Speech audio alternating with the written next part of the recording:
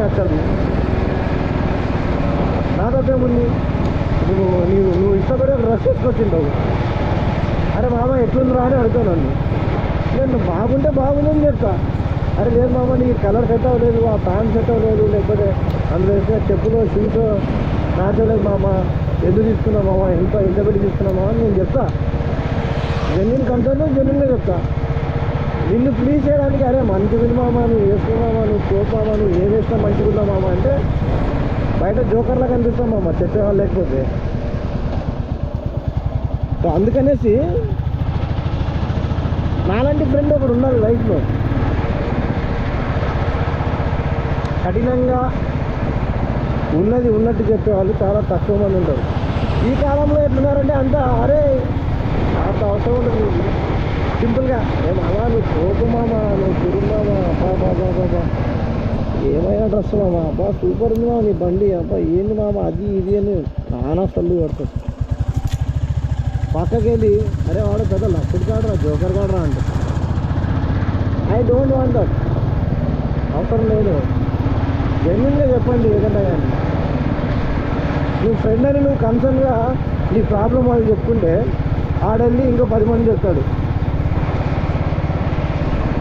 ఆడికి ఈ ప్రాబ్లం ఉంది అది ఇది అనేసి. వాళ్ళు కాదు ఫ్రెండ్స్ నిజమైన.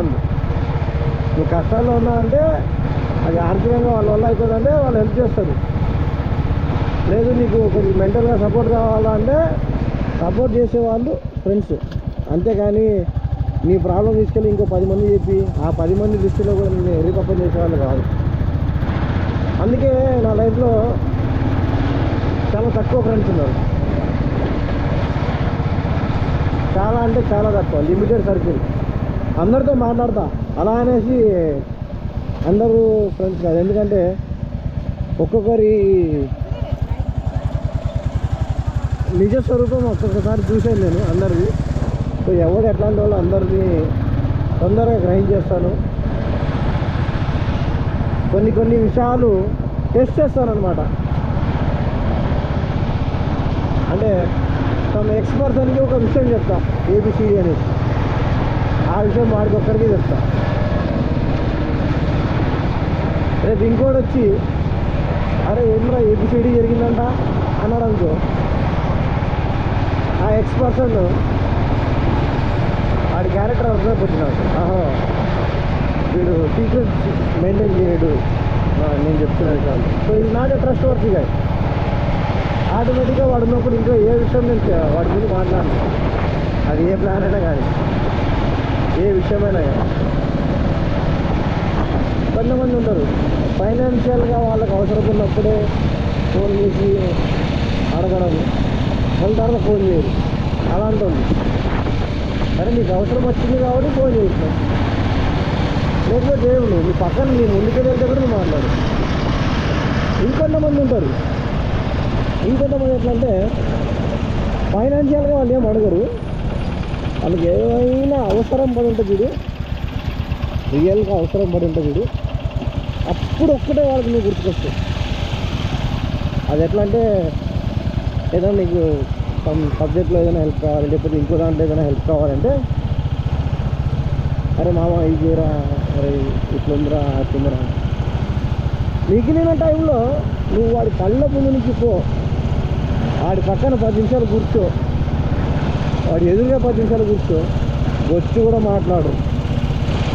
ఏంటి బొచ్చు కూడా మాట్లాడు. నువ్వు చూసినా ఫస్ట్ ఎట్లా ఉంటుంది. ఇంకొంతమంది ఉంటారు అన్నీ నీ దగ్గరే నేర్చుకుంటారు. ఎట్లా అంటే అన్న చేపలు పట్టడం ఎట్లా అంటారు.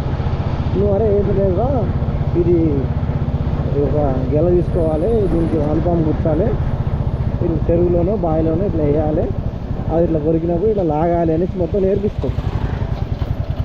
అంతా నేర్పించిన తర్వాత వాడు ఏం చేస్తాడు తెలుసా, నీ చెరువులోనే చేపలు పట్టకు వస్తుంది. అర్థమైందా? ఇది ఇంకా డేంజరస్ క్యారెక్టర్. సో అట్లాంటి వాళ్ళు కూడా దూరంగా ఉండండి. చాలామంది చాలా రకాలమైన రిలేషన్స్ మెయింటైన్ చేస్తున్నారు.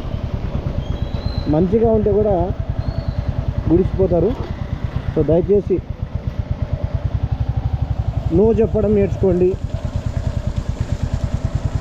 మీ బలం ఎంత ఉందో అంతవరకు హెల్ప్ చేయడానికి ట్రై చేయండి, అంతేగాని don't over burden your self. ఓకేనా? ఇల్లు వచ్చేసింది, మరి చాలా విషయాలు మాట్లాడేసిన తర్వాత